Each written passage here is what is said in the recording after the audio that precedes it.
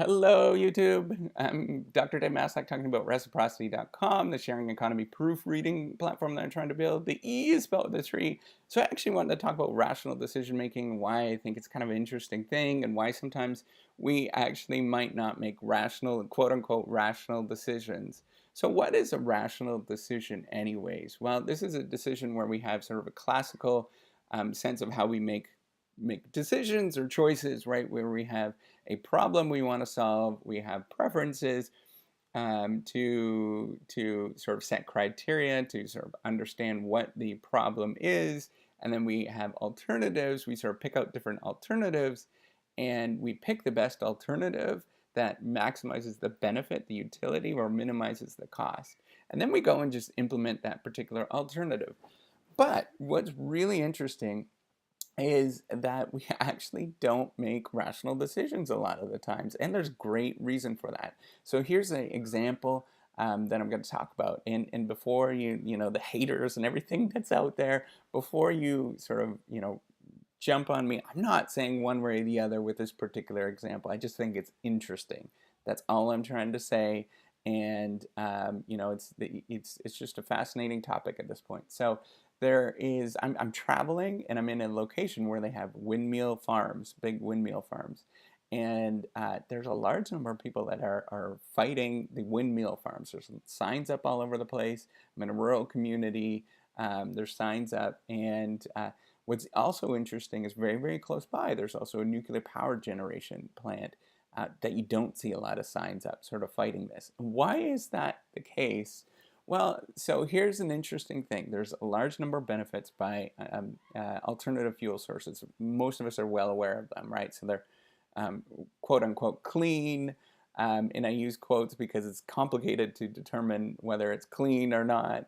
And there's a lot of downfalls on sort of assessing that. It's very complicated. But at the same time, they are very, very clearly present. You see them, they're very high. Everybody can see them when you drive by. The farmers and the local community can obviously see them because they're in their backyard.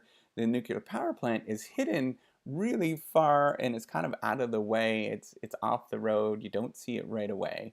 And it's a small localized spot, whereas the windmill farms is just it's disaggregated, right? So it's across a large area. You see them all over the place.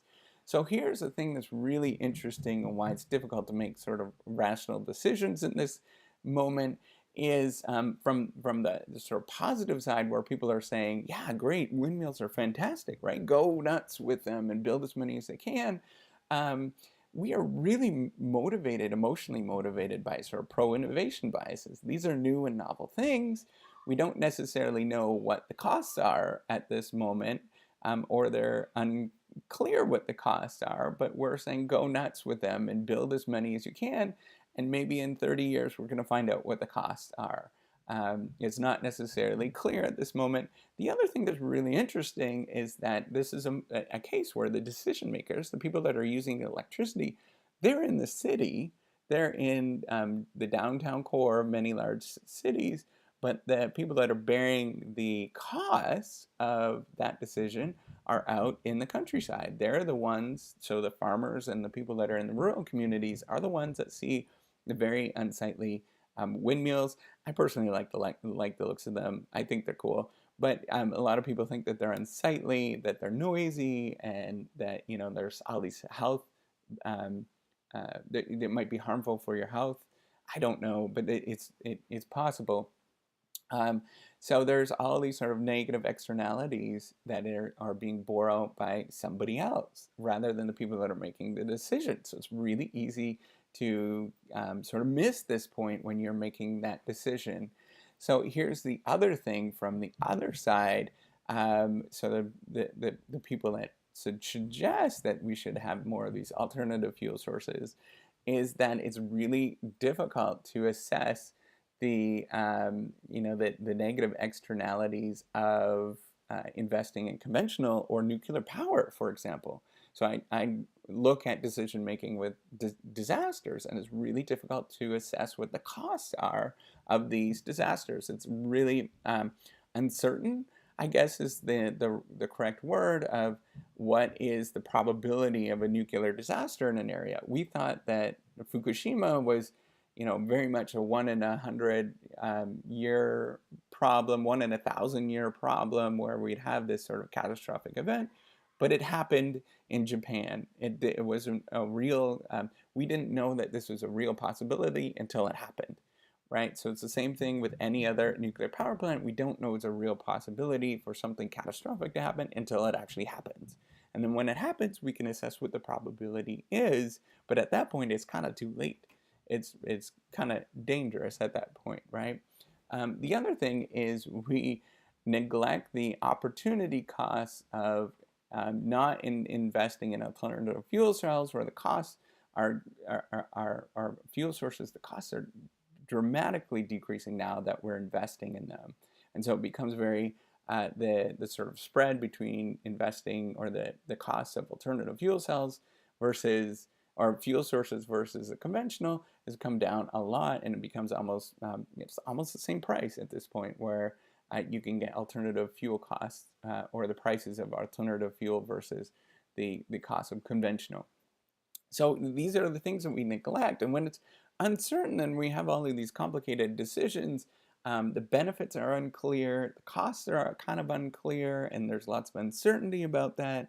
We kind of default to sort of less rational decision-making processes where we're more based on our gut, intuition, sort of fight or flight decisions, things that are based on how that we normally would have made decisions thousands of years ago when we were faced with sort of these rapid fire decisions or decisions that are sort of murky and it's unclear in what the right choice is.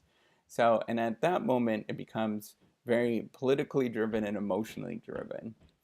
I can clearly understand from both sides why they are saying one way or the other and one is better than the other and why there is so much emotion and tension about this kind of stuff because we are, it's just unclear what the right answer is, and it's more easier to default to these sort of default to sort of emotional responses versus the sort of methodical response that we have or that we're taught in business school where we have this very methodical decision-making structure and decision-making process with all these rules and stuff like that. Which it turns out that most decisions are more based on sort of these emotional response. It's the easier way to do decision making. It takes a lot of cognitive effort to go through and do the rational decision making process, and is very difficult to do. So I just thought it was interesting to bring up this example of the alternative fuel source versus the conventional fuel sources, just given in this one particular area I'm in, this rural community, where we're so close to a nuclear power plant, but at the same time they have all these windmills that are going up, and there's this kind of tension between them, and it's not necessarily clear which one is the right decision to, it's not clear what the right decision is in this case. So if you like these videos, you think it's kind of interesting, make sure you do subscribe to the YouTube channel, as well as if you like this one, give me a thumbs up.